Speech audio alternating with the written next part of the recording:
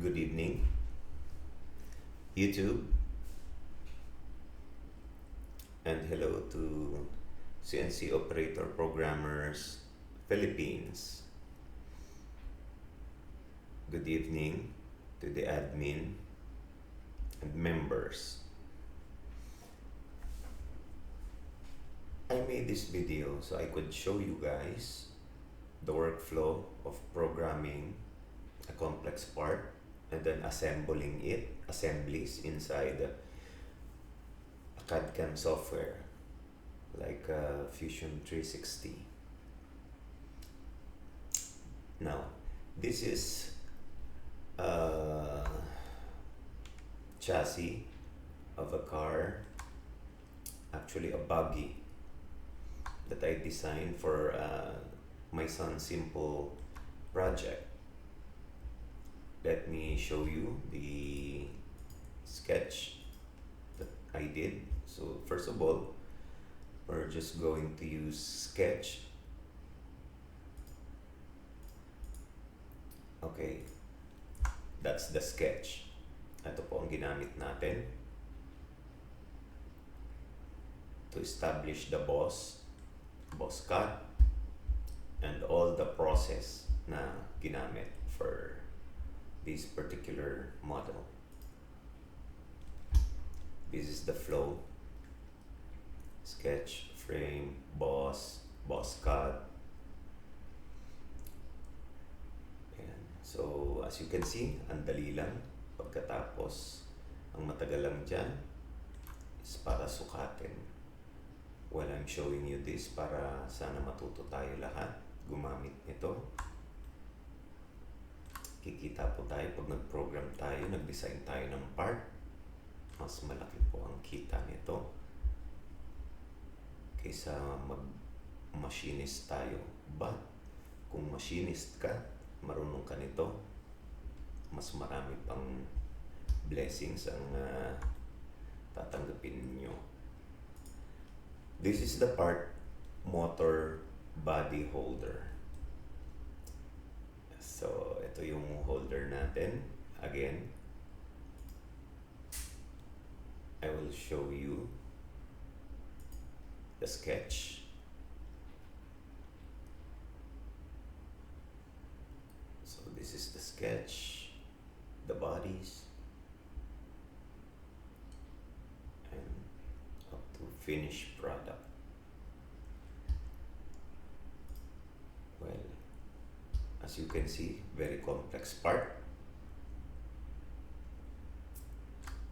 Mahirap gawin, but it's doable. Only time, kailangan matuto tayo, huwag magsawa, practice programming, repetition, makakatulong. Then, this is the assembly I did. Eventually, this is the part, the chassis and the motor holder. Let's leave that be. Wanted to show you this. Ayan ang ating car shell. So as you can see, may tab siya sa ilalim para kumapit siya dun sa chassis. Para pag nilapag natin siya, hindi siya gagalaw. Parang magiging fit siya doon, naka-clamp siya, and one and the same. Now, ito ang workflow naman ito. Of course, magagaling din tayo sa sketches. After the sketches, ipo-pull out natin boss. After boss cut. And then after that, shell. After shell, andyan na papasok yung mga fillets, undercuts, yung ayan. So, ang workflow, makikita nyo, lahat yan ang gagaling sa sketch. This is just to emphasize, kung kaya ko, kaya nyo to, pare-pareho lang tayo.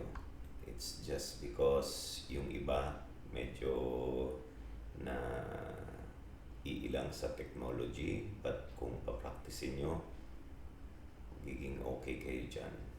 Matututunan nyo yan. Impossible na hindi. So this is the sketch na ginamit natin para dito. And obviously, you can see, yan yung pagkakat. I-invisible ko muna ang body. There you go. Lahat yan magagaling sa wireframe.